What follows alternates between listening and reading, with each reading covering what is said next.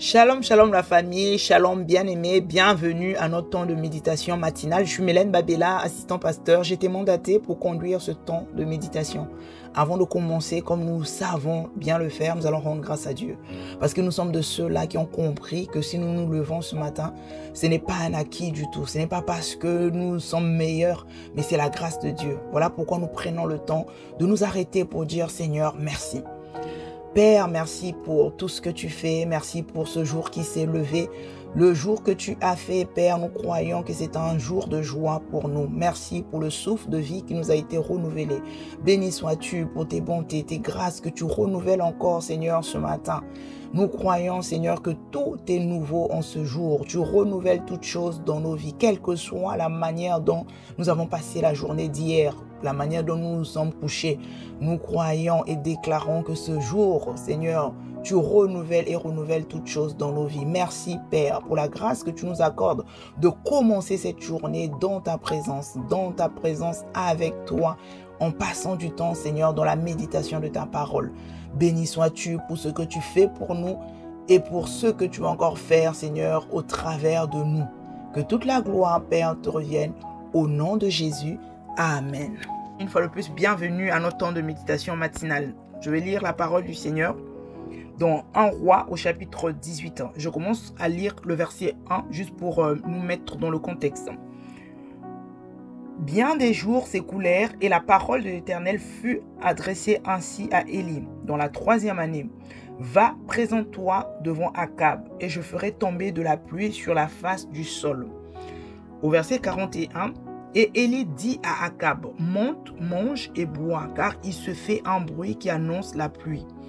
Akab monta pour manger et pour boire. Mais Élie monta au sommet du Carmel et se penchant contre terre, il mit son visage contre ses genoux et il dit à son serviteur, monte, regarde du côté de la mer. Le serviteur monta, il regarda et il dit, il n'y a rien. Élie dit 7 fois, retourne. À la 7e fois, il dit, voici un petit nuage qui s'élève de la mer et qui est comme la paume de la main d'un homme.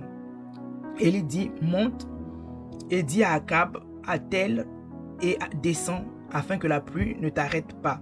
Un peu d'instant, le ciel s'obscurcit par les nuages, le vent s'établit et il y eut une forte pluie. Le contexte, c'est quoi? Le contexte, c'est il y avait eu des années, donc 3 ans qui se sont passés, il n'y avait aucune pluie. La pluie ne tombait pas.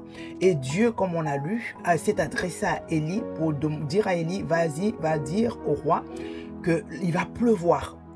Mais quand tu vois la particularité, c'est que lui, il vient par le roi. Mais il n'a pas dit Dieu m'a dit. Il a carrément dit au roi que vas-y, monte, va manger. Parce que quoi, il va pleuvoir. Donc il a pris la parole de Dieu pour lui. Il a cru en cette parole, il s'est approprié de la parole et il est venu parler. Il a prophétisé, mais il a parlé. Il a dit au roi qu'il va pleuvoir. La meilleure attitude encore, il n'est pas resté là en train d'attendre ou manger avec le roi, faire la fête en attendant qu'il pleuve. Non. Qu'est-ce qu'il a fait? Il est monté au mont Carmel. Il allait prier. Il allait prier et il demanda à son serviteur d'aller chaque fois regarder qu'est-ce qui se passait, comment ça se passait. Mais il n'y avait encore rien. Mais il ne s'est pas arrêté. Il a continué. Il a accompagné en fait la prophétie par la prière. Bien, il nous montre une personne qui avait totalement confiance en ce que Dieu a dit. Il s'est dit, si Dieu a parlé, il n'y a pas de raison. Moi, je fais ma part, j'affirme ce que Dieu m'a dit. Et c'est ce qui s'est passé. Aujourd'hui, nous le voyons même au milieu de nous en tant que chrétiens. Il y en a qui reçoivent la prophétie, la parole de Dieu. Dieu nous parle d'une manière ou d'une autre. Ça peut être une prophétie, ainsi parle l'Éternel, quelqu'un qui a reçu de Dieu, qui a relâché la prophétie. Ça peut simplement être toi-même qui reçois de Dieu. Aujourd'hui, Dieu a tout dit dans sa parole. La meilleure prophétie même, c'est la parole de Dieu. Il a déjà parlé concernant tous les sujets. Tout est dans la Bible. Et quand on dit Dieu a parlé, quelle est l'attitude que nous avons? Est-ce que nous faisons comme Élie en disant, comme Dieu a parlé, je m'en approprie. Je parle comme si ça venait de moi-même. Et je fais quoi? Je n'attends pas. Je ne suis pas ce chrétien passif qui attend que les choses se fassent tout seul, qui est là en se disant, Dieu a parlé, moi je reste les bras croisés en attendant que ça se manifeste. Non. Je fais quoi? J'accompagne ma prophétie par la prière. Et là, quand je parle de prière, je ne parle pas des personnes qui se lamentent, des personnes qui importunent Dieu en disant fais encore et encore. Mais qu'est-ce que tu as dit? C'est comme si vraiment on voulait embêter Dieu pour que Dieu fasse des choses. Dieu a déjà tout fait, comme ne cesse de nous dire le pasteur. Il a encore dit hier matin pendant le temps de prière que la foi est propriétaire. Ce n'est pas quelqu'un qui attend passivement pour que les choses arrivent. Non, c'est la personne qui est déjà propriétaire, qui récupère. C'est ça, en fait. Donc, quand tu reçois de Dieu, tu es convaincu que Dieu t'a déjà donné, Dieu a déjà disposé pour toi. Bien-aimé, qu'est-ce que tu fais? Tu accompagnes par la proclamation, par l'affirmation. Tu n'affirmes pas la parole de Dieu pour que les choses se fassent. Les choses sont déjà faites. C'est déjà disponible. Mais l'affirmation de la parole emmène à manifestation ce que Dieu a disposé pour toi dans le monde spirituel. Tu le manifestes dans le monde matériel. Dieu a déjà créé, Dieu a déjà tout préparé, bien-aimé. Il suffit juste que toi, que tu te décides d'accepter que c'est disponible, que c'est pour moi. Alors qu'est-ce que moi je fais? J'affirme, je déclare la parole de Dieu. Je n'arrête pas, je ne suis pas la personne qui se dit « Oh, il faut rester comme ça », non. Et je n'ai pas aussi la pensée de se dire « Je le fais pour que la chose se fasse », non. Je suis convaincu que Dieu a dit la vérité. Je suis convaincu, j'ai aucun doute dans mon cœur. Je crois que la parole de Dieu est la vérité. Alors, qu'est-ce que je fais? J'affirme. Quand j'affirme dans la pensée de la personne qui voit déjà ce que Dieu a disposé pour lui. Je vois ce que Dieu a disposé pour moi et je parle. Je parle en fonction de ce que je vois. Et quand je vois cela, j'enfonte. Parce que j'ai vu, j'ai déclaré, j'ai affirmé, j'emmène à manifestation. Je suis en train d'enfonter. Je suis en train d'emmener à l'existence ce que Dieu a déjà disposé pour moi. Je la manifeste dans le monde réel, dans le monde matériel. C'est comme si je matérialise ce qui est déjà fait dans le monde spirituel. Avec une vision claire, avec l'assurance que c'est déjà disponible. Je ne vais pas quémander, je ne veux pas aller persévérer dans le sens où je ne sais pas si ça va arriver, donc c'est à force de prier que ça va se faire. Non, mais je sature mon ciel, je sature. C'est comme si, prenons l'exemple d'Élie qui est en train de prier. Mais il savait que Dieu a déjà parlé. Lui, il n'était pas le créateur qui va créer la pluie. Il sait que Dieu lui a déjà confirmé que je vais faire quoi? Pleuvoir. Donc c'est fait, c'est acté. Ce n'est pas Élie qui a fait pleuvoir, mais Dieu a déjà dit. Mais Élie ne s'est pas contenté de dire, mais j'attends que Dieu fasse. Je suis en communion avec Dieu. Je suis en train de saturer le nuage. Je suis en train de déclarer, de proclamer. La force de cela, bien aimé, c'est que ça t'emmène en fait à saturer ton intérieur, à saturer tes pensées pour qu'il n'y ait aucun doute à l'intérieur de toi. Parce que n'oublie pas, entre le temps où tu as déclaré et la manifestation, l'ennemi a tout fait de vouloir t'embrouiller à l'intérieur, d'emmener le doute, d'emmener l'inquiétude, l'incrédulité, toutes ces choses-là. Mais la meilleure manière pour toi de renverser ces mauvaises pensées, de les remplacer, c'est de saturer de la parole, de déclarer encore et encore ce que Dieu a dit te concernant par rapport à la situation que tu traverses. Bien aimé, le pasteur nous le dit tout le temps que dans la Bible, Dieu a tout dit, Dieu a tout disposé. À l'intérieur de la Bible, il y a solution à tout problème. Tu ne peux pas avoir un problème sur terre en tant qu'enfant de Dieu et te dire « Ah, ce sujet-là, Dieu n'en a pas parlé. » Dieu a parlé de tout les sujets dans sa parole. Donc, quand tu as une situation, bien aimée, voilà pourquoi c'est important de connaître la parole de Dieu. Quand tu as une situation, bien aimée, sois conscient que Dieu a déjà réglé ce problème dans sa parole. Alors, toi, qu'est-ce que tu fais? Tu vas récupérer la parole de Dieu. Tu acceptes cette parole, tu en fais ta parole, tu t'en appropries et tu parles comme Dieu. Tu déclares la même parole. Tu déclares la même parole. Quand tu finis de déclarer, donc tu prophétises sur ta propre vie. Mais ne t'arrête pas à la prophétie. Ne t'arrête pas à la prophétie. Continue à affirmer encore et encore. Quand tu affirmes, tu imprimes cette parole à l'intérieur de toi. Elle s'imprime, il n'y aura plus de place pour les mauvaises herbes. Il n'y aura plus de place pour les ronces. Il n'y aura plus de place pour les mauvaises émotions. Parce que ton cœur est saturé de la parole. Parce que tes pensées sont pleines de la parole. Et c'est là où tu verras la manifestation. Bien aimé, comme dans un verre, tu as un verre d'eau. tu fais que renverser de l'eau, mettre de l'eau, verser de l'eau, verser de l'eau, verser de l'eau, tu verses de l'eau. À force de verser de l'eau dans le verre l'eau finit par déborder du verre.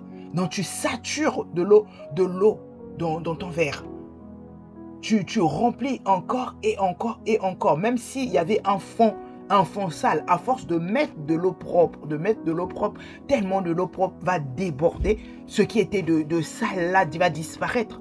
Bien aimé, parce qu'à l'intérieur, quand la parole est sémée à l'intérieur de toi, à l'intérieur de ton cœur, tu peux avoir des pensées qui vont de par-ci, par-là, des choses que tu as eu à recevoir avant qui vont vouloir contredire la parole à l'intérieur de toi. Mais la force de l'affirmation de la parole, la déclaration, c'est quand tu déclares, tu es en train de faire asseoir la parole, faire asseoir la parole, faire asseoir la parole. Quand la parole sera bien remplie à l'intérieur de toi, il n'y aura plus de place pour quoi que ce soit. Et aucune raison pour que la manifestation ne se fasse pas. Tu appelles à l'existence au travers ta parole. Tu enfantes parce que tu affirmes la parole. Tu t'éloignes des contradictions à l'intérieur de toi. Tu enlèves la contradiction à l'intérieur de toi à force d'affirmer la parole. Donc, il faut garder cela à l'esprit. Je ne parle pas parce que je doute ou je dois faire quelque chose pour aider Dieu. Non, mais parce que je crois. Voilà pourquoi je parle. La Bible dit, nous avons cru. Voilà pourquoi nous parlons.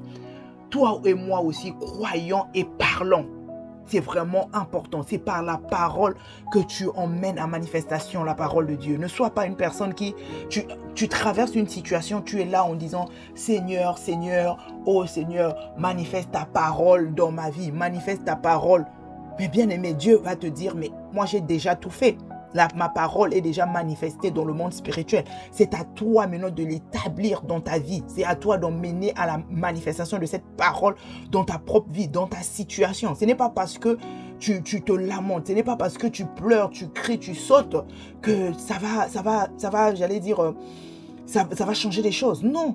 Ce ne sont pas tes cris, tes pleurs qui vont changer ta situation, bien-aimé. Mais c'est parce que devant la situation, tu connais la parole de Dieu et tu prends conscience de cela. Tu déclares ce que Dieu dit par rapport à cette situation. Bien-aimé, le Seigneur Jésus lui-même, il disait, si quelqu'un dit à cette montagne, ôte-toi de là et jette-toi dans la mer. S'il ne doute point dans son cœur et croit que ce qu'il dit arrivera, il verra la chose s'accomplir. Quand tu parles, tu es convaincu que comme Dieu a parlé, c'est la vérité. Il n'y a aucune raison que la chose ne soit pas réelle. Elle est déjà réelle. Alors moi, j'affirme que je vis la chose. Après, je verrai la manifestation de la chose. Parce que, bien aimé, entre quand tu reçois de Dieu et à l'intérieur de toi, s'il y a des contradictions, la parole de Dieu ne peut pas se manifester librement. N'oublions pas, quand on parle de type de terre, quand la semence tombait dans la terre qui était rocailleuse, la terre qui était une terre où il y avait des épines, des ronces, on dit bien que les épines, les ronces rendaient la parole de Dieu stérile. C'est-à-dire que ça venait étouffer la parole. Ça étouffait la parole et empêchait la parole de venir à manifestation, bien aimé. Or, quand tu affirmes avec audace, il faut développer de l'audace. Développe l'assurance à la parole.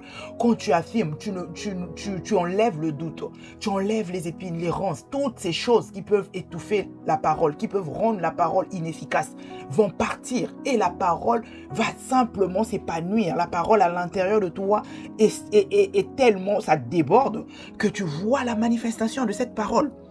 Ne cesse pas d'affirmer la parole de Dieu. Déclare encore et encore pour que cette parole puisse s'asseoir à l'intérieur de toi. Le fait de parler, bien aimé, tu satures les nuages, tu satures le ciel et la pluie ne finit par tomber. La pluie qui était déjà destinée à tomber. Mais parce que toi, tu satures la parole encore et encore. Tu bombardes la parole, tu relâches la parole, tu l'affirmes, tu la déclares avec foi, avec conviction. Tu récupères simplement ce qui t'appartient. Tu es propriétaire. Ce n'est pas quelque chose où tu vas quémander, tu es propriétaire. Tu vis une situation où tu manques de l'argent. Là, dans ton compte, le compte, il est totalement au rouge. Et là, l'ennemi va vouloir te dire, mais oh, tu as déclaré la parole, tu as reçu la parole de Dieu, tu as reçu un réma, tu as reçu une prophétie.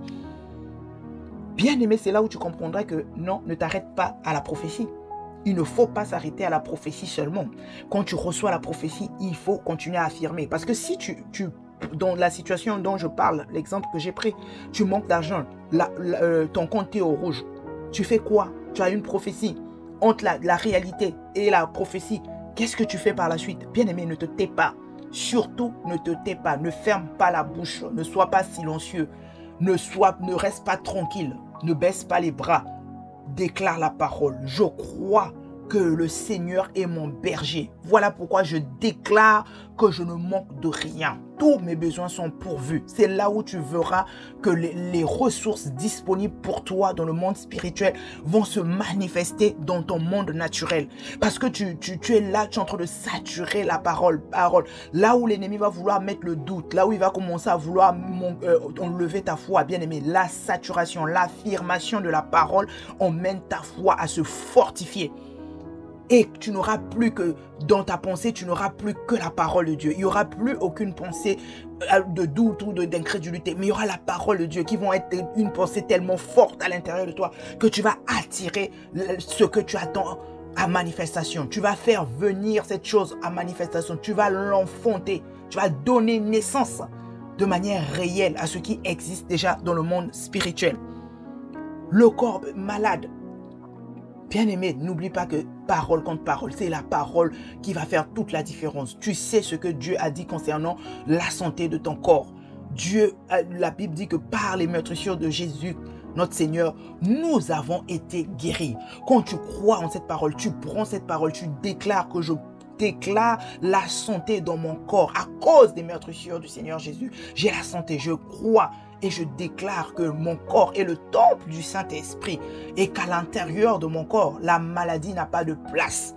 Voilà pourquoi je déclare que la santé divine est mon partage au nom de Jésus. Bien-aimé, il n'y aura pas de place pour le doute. Il n'y aura pas de place pour l'inquiétude. Il n'y aura pas de place pour quoi que ce soit d'autre. Parce que grâce à la parole de Dieu, tu renverses les faux raisonnements. Tu renverses les paroles de l'ennemi. Mais tu le feras que par la parole, par l'affirmation de la vérité, de ce que Dieu a dit te concernant par rapport à ton problème, le problème que tu traverses. Quel est le problème que tu traverses, bien-aimé? L'ennemi va vouloir que tu te compares aux autres, à la vie des autres. Tu entends X s'est marié, A après c'est Y, et c'est des personnes de ta promotion, peut-être c'est tes amis, les personnes proches. Tu commences à vouloir te poser des questions. Bien-aimé, rappelle-toi qu'il y a la parole. C'est là où tu dois te lever et aller chercher la parole. Qu'est-ce que Dieu dit concernant le mariage? Tu as l'âge de te marier, mais Dieu te dit quoi concernant le mariage? C'est lui-même qui te dit qu'il n'est pas bon que l'homme soit seul. Je lui ferai une aide semblable. C'est lui qui dit que l'homme quittera son père et sa mère et s'attachera à sa femme. Toutes ces paroles, tu confesses que je ne suis pas seul. Parce que l'ennemi va vouloir te montrer, mais toi tu es toujours seul. Tu dis non, non, non, non, je ne suis pas seul. Je vois mon aide semblable. Je vois mon conjoint. Tu vois et tu affirmes que tu n'es pas seul. Tu ne te prends pas pour quelqu'un de seul. Mais tu contredis cette parole de l'ennemi par l'affirmation de ce que tu vois, de la vérité de la parole de Dieu. Bien-aimé, problème d'enfant, c'est la même chose. Dieu dit que dans sa maison, il n'y a point de stérile. Tu te vois comme ça, tu dis je suis mère, je suis porteuse de vie. Tu le déclares parce que je sais que dans la maison de mon père, il n'y a point de stérile. Là où même les médecins t'ont donné un verdict en disant non, pour toi, il n'y a pas d'espoir. Il n'y a pas d'espoir. Tu dis ça sont les médecins qui ont parlé. Que dit mon père? Qu'est-ce qu'il a dit? Je prends la parole de mon père, je prends la prophétie. Oui, toute la parole que Dieu qui sort de la bouche de Dieu, c'est ce qu'on appelle prophétie, quelle que soit la manière dont ça t'arrive. Mais je ne m'arrête pas à la prophétie parce que si j'ai la prophétie et je me tais, mais c'est l'autre son que je veux entendre. Mais je ne veux pas entendre l'autre son. Voilà pourquoi je dois saturer mes pensées, je dois saturer mon cœur, je dois me saturer de la parole de Dieu. Seule la parole de Dieu doit totalement s'imprimer à l'intérieur de moi pour qu'il n'y ait aucune place pour autre chose. Parce que quand il y a contradiction, elle rend la parole stérile. Tu ne peux pas emmener en manifestation la parole de Dieu si à l'intérieur de toi, il y a des contradictions, s'il y a des pensées qui veulent contredire la parole, les faux raisonnements. il y a la tradition, il y a la culture. Tu commences à te regarder avec les membres de ta famille qui n'ont pas d'enfants, qui ne se marient pas. Toutes ces comparaisons-là n'auront pas lieu si tu satures tes pensées de la parole de Dieu. Si tu continues à affirmer la parole avec conviction, avec foi, encore et encore. Bien-aimé, ne te lasse pas de déclarer la parole de Dieu. Ne te lasse pas. Avec foi, déclare encore et encore la parole de Dieu. Et c'est de cette manière que tu vas emmener à manifestation la parole de Dieu. La prophétie que tu as reçue de Dieu est vraie. Et la vérité, si tu as vraiment reçu de Dieu cette parole, dis-toi que c'est la vérité. Dieu a parlé, il n'y a pas de raison que cela ne se manifeste pas. Non, moi, je fais quoi? J'affirme ce que Dieu a déjà dit. Bien aimé, on ne déclare que ce qu'on possède. Même quand tu passes par la douane, on va te dire déclarer, mais déclarer ce que vous possédez. On ne peut pas déclarer ce qu'on ne possède pas. Donc, dans ta pensée, si tu n'es pas convaincu que tu possèdes quelque chose, bien aimé, tu ne peux pas déclarer la chose. Donc, avant tout, il faut t'assurer d'être convaincu que tu crois que cette chose est à toi. Là, en ce moment-là, tu peux la déclarer. Il faut croire que ce que tu as reçu de Dieu est la vérité. Approprie-toi de ça et commence à affirmer cette vérité pour la faire asseoir à l'intérieur de toi, pour qu'elle soit ta vérité à toi, que ce ne soit plus les mots, que ce ne soit plus la lettre, mais que ce soit véritablement vie, car la parole de Dieu est vie. Il faut que cela soit ta vie, il faut que cela soit ta vérité, il faut que cela soit ta conviction, ta foi, pour que véritablement que la chose que tu as déclarée, la prophétie que tu as reçue se manifeste totalement dans ta vie. Amen. Nous allons prendre le temps de lever la voix et de rendre grâce à Dieu pour sa parole. Père, nous te sommes reconnaissants, nous te disons merci, merci pour ta parole nous fait du bien.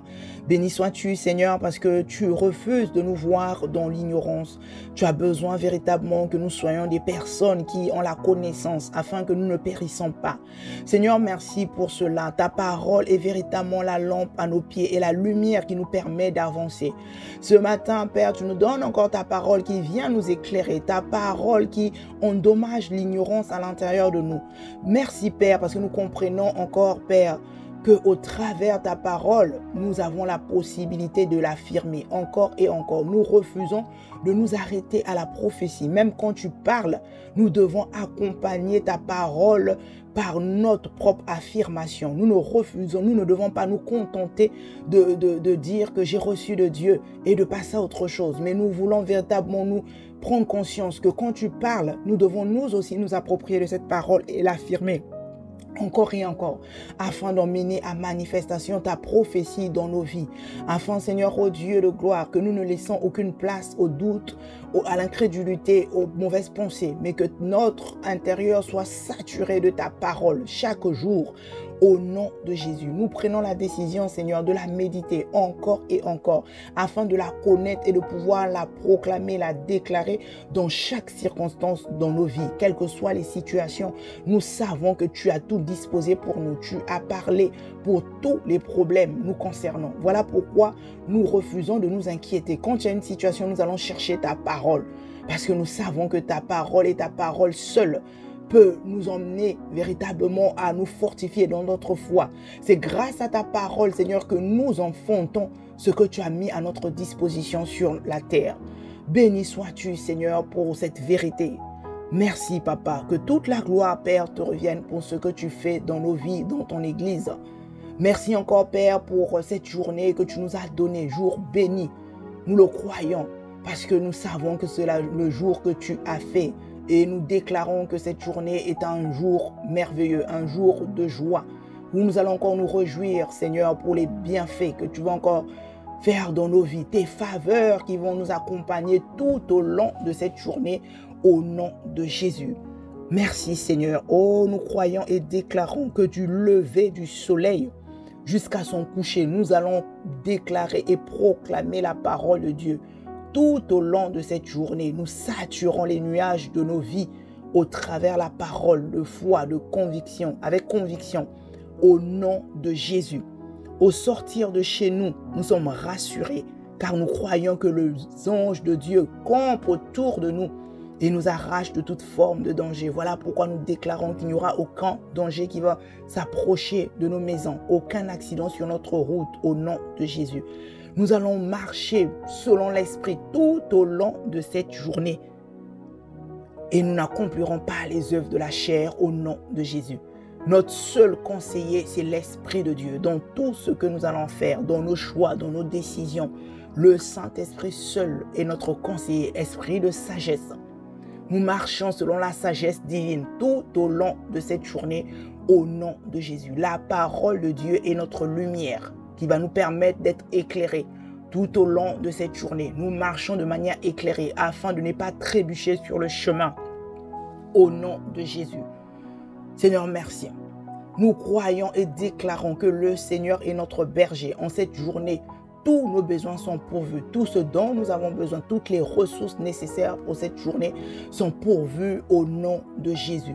Nos corps sont en très bonne santé au nom de Jésus. Le cœur en bonne santé au nom de Jésus. La paix de Dieu qui surpasse toute intelligence, cette paix qui ne dépend pas des paramètres extérieurs est notre partage encore cette journée au nom de Jésus. Nous détruisons les œuvres du diable sous toutes ses formes. Nous renversons ses plans, tous les plans que l'ennemi a concoctés contre nous en cette journée, nous les renversons au nom de Jésus. Nous marchons devant, toujours devant. Telle est la lumière. Nous éclairons toutes les personnes à notre rencontre au nom de Jésus. Celle de la terre, nous le sommes. Alors, influencés par Dieu, nous allons influencer aussi les personnes autour de nous, à notre travail, parmi nos amis, nos collègues. Nous les influençons positivement au nom de Jésus. Seigneur, merci. Merci pour cette journée merveilleuse que tu nous donnes. Béni sois-tu, Seigneur. Nous croyons et déclarons que le bonheur et la grâce nous accompagneront encore tout au long de cette journée et nous allons demeurer dans la présence de Dieu au nom de Jésus avec action de grâce. Amen. Amen. Je vous souhaite à toutes et à tous une excellente journée. Shalom, shalom.